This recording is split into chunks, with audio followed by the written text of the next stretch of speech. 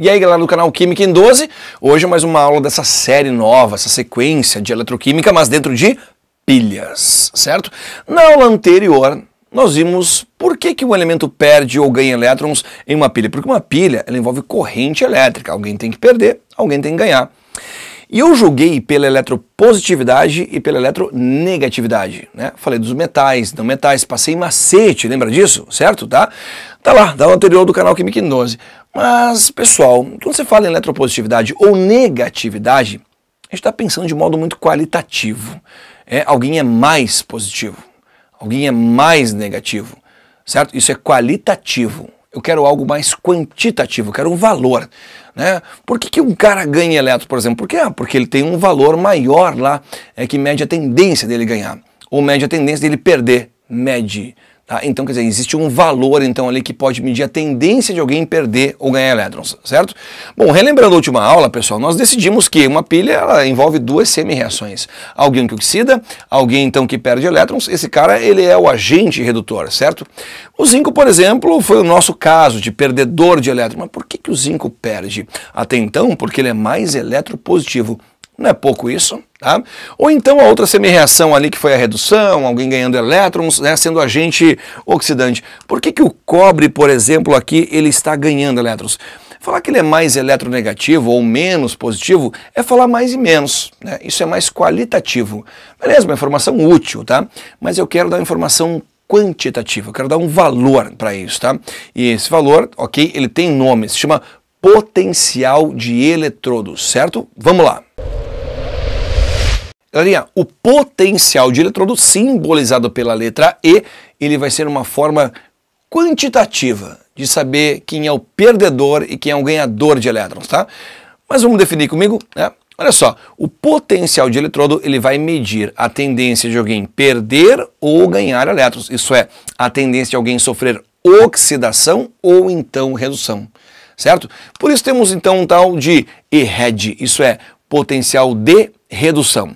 O potencial de redução, ele tem a tendência do elemento sofrer redução. Isso é, ele mede a tendência, olha só, a tendência do elemento ganhar elétron, tá? Então ele vai medir a tendência de reduzir. Isso é, a tendência de alguém ganhar elétron. Perfeito? Esse é um tipo de potencial. Outro potencial é o potencial de oxidação. Ele vai medir a tendência do elemento sofrer oxidação. Mas como assim, Francis? Bom, ele vai medir a tendência de um elemento perder elétron, tá? Perder elétron.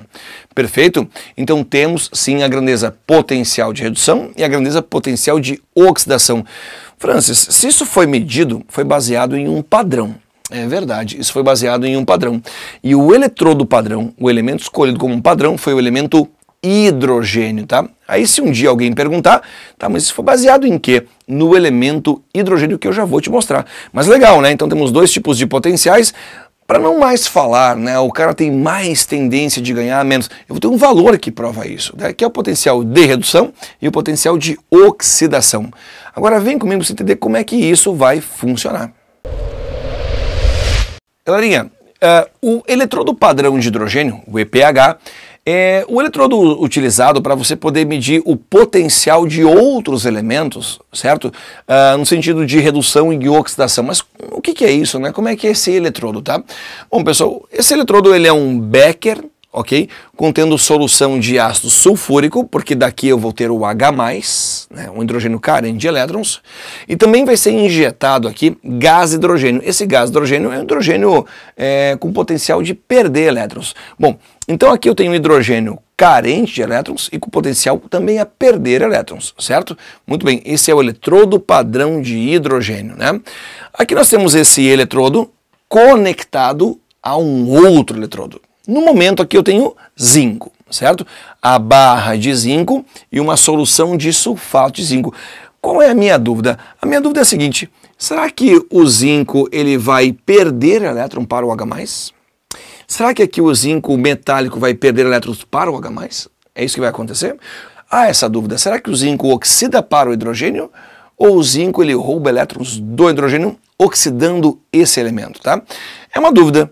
Bom, pessoal, então vamos nos preparar aqui, né, para fazer a experiência, certo? Montei uma tabelinha aqui com potenciais de redução. E aí, quando eu fecho o circuito, eu percebo que há um potencial de menos 0,76 e que a barrinha de zinco ela vai sendo corroída. E vocês sabem, né, que corrosão é sinal de oxidação. Então, o potencial de redução do zinco ele é negativo, porque está oxidando, então por isso ele é negativo, e há uma intensidade de 0,76. Assim foi determinado o potencial de redução do zinco. Negativo, porque ele oxidou para o hidrogênio, certo? E 0,76 é a sua intensidade. Vamos pegar mais um elemento? Agora vamos pegar, por exemplo, lítio, tá? E também perceberam que a barrinha de lítio, ela foi ali, pessoal, tá? Consumida, desgastada. Coincidentemente, tá? O potencial foi menos 3,04. Bom, negativo então por quê? Porque ele oxidou, né? Ele tem um potencial negativo à redução, numa intensidade de 3,04. Perceba que foi uma intensidade maior ali, né, do que do zinco. Ok? Então o potencial de redução do lítio é menos 3,04, potencial negativo, tá? Bom, agora vamos analisar outro elemento. Esse outro elemento é o elemento cobre, tá? Bom, pessoal, fechado o circuito, né, aqui com o eletrodo de cobre, o potencial acusado foi mais 0,34. Mudou o sinal, né? Mais 0,34. E a barrinha de cobre, ela começou a aumentar o seu tamanho, tá? Sinal de que o cobre está sofrendo redução. Então, para ele tem um potencial positivo em relação ao hidrogênio, numa intensidade de 0,34. E se eu fosse testar um outro metal, eu testo, né? Por exemplo, a prata, tá? E no caso da prata, o potencial acusado foi mais 0,80. Então, ela também reduziu, o seu potencial é positivo, a barrinha de prata começou aqui a aumentar, até numa intensidade e velocidade maior que a do cobre, né? Porque ela tem um potencial maior de redução. O que a gente conclui com isso? Que o lítio, no caso o lítio, apresenta o menor potencial de redução. Então o lítio ele tem a menor tendência a sofrer redução. Tá? Francis, se ele tem a menor tendência a reduzir, se ele tem a menor tendência a ganhar elétrons, ele tem maior tendência do quê? Do contrário, pessoal, de oxidar. Então dos quatro, o lítio é o melhor perdedor de elétrons, certo? O lítio é o cara que mais facilmente vai oxidar, por ter a maior dificuldade em reduzir. Por outro lado, temos a prata. Então, no caso, a prata apresenta o maior potencial de redução. Então, a prata ela tem a maior tendência de sofrer redução. Traduzindo, a prata, entre esses quatro, tem a maior tendência de receber elétrons. Bom, pessoal, reunindo esse quarteto aqui, temos o lítio o melhor perdedor e a prata o melhor receptor de elétrons. Você monta uma pilha de lítio e cobre, o lítio perde, o cobre ganha. Uma pilha de zinco e prata, o zinco perde, a prata ganha. Eu vejo isso pelos potenciais, pelas tendências de alguém oxidar e alguém reduzir, certo? Francis, mas isso existe só para esses quatro elementos? Claro que não. Vou te mostrar agora uma tabela com muitos elementos, certo? E tudo isso foi determinado, pessoal, ok? Usando o eletrodo padrão de hidrogênio. Soluções a 1 mol por litro. Até porque se mudar a concentração, esses potenciais mudam, mas isso não é assunto para agora, tá? Agora, vamos ver mais potenciais? Vem comigo. Bom, galerinha, essa é a tabela que eu falei para você. Porque se a eletropositividade e negatividade está muito vago para você, se a tabela periódica também, né, você acha algo vago, temos algo aqui quantitativo, que é o potencial de redução de vários elementos, certo? Determinados pelo eletrodo padrão de hidrogênio, né? E aqui temos então o potencial de oxidação, certo? De cada elemento. Bom, galera, repare então aqui, né? Que conforme vai aumentando a nobreza do elemento, estamos saindo da família 1A. Rumo, por exemplo, aqui, ó, a metais, não metais, tá? Vai aumentando aqui a tendência do elemento reduzir, vai aumentando o potencial de redução. Se você ganha um potencial, por exemplo, de redução e você quer o potencial de oxidação, vou te ensinar algo muito simples, é só você inverter o sinal. Só isso, tá? Então, galera, ganhamos o potencial de redução, mas eu quero de oxidação, vamos inverter o sinal. Um conselho meu é, sempre que você analisar elementos, analise com o mesmo tipo de potencial, ou todos de redução, ou todos de oxidação. Perfeito? Pegou? O que eu concluo com essa tabela é que os elementos de cima aqui, por exemplo, aqui, nesse caso, eles perdem elétrons com mais facilidade, porque eles têm menor potencial de redução, automaticamente maior potencial de oxidação, e os elementos de baixo, eles ganham com mais facilidade, até porque eles têm um maior potencial de redução e um menor potencial de oxidação. É muito importante você conhecer esses potenciais para decidir quem perde e ganha elétrons numa pilha.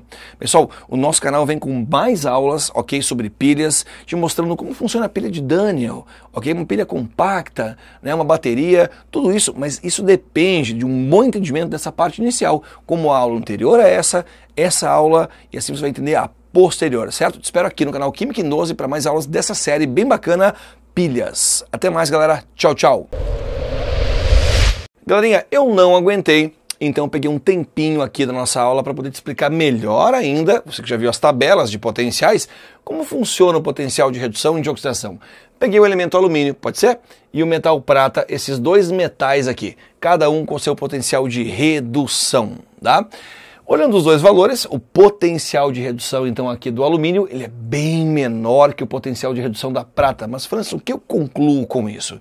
Se potencial ele mede a tendência, certo? Ele mede a tendência. Redução de ganhar elétrons, eu percebo que o alumínio tem uma menor tendência de ganhar elétrons do que a prata. Então, se é para alguém ganhar elétrons aqui, ok? É a prata, porque ela tem a maior tendência, o maior potencial de redução, quando comparado ao alumínio. Entendeu então como utilizar? Não adianta ter uma tabela de potenciais, como te mostrei agora há pouco, e não saber utilizar, concorda? Bom, galera, são potenciais de redução, e o que prova isso para mim é que se a prata tem o maior potencial de redução, ela tem a maior tendência a sofrer redução, isso é, a ganhar elétrons. E o alumínio, a maior tendência a perder, já que tem a menor tendência a ganhar, tá? Francis, e se eu quisesse mudar isso aqui então para potenciais de oxidação, o que eu faria? Bom, pessoal, eu trocaria então aqui a oxidação e mudaria o sinal. Fácil, pronto, simples assim, tá? Mas a próxima aula vai te mostrar como a pilha de Daniel funciona e esses potenciais podem ser empregados. E a gente se vê aqui. Tchau, tchau!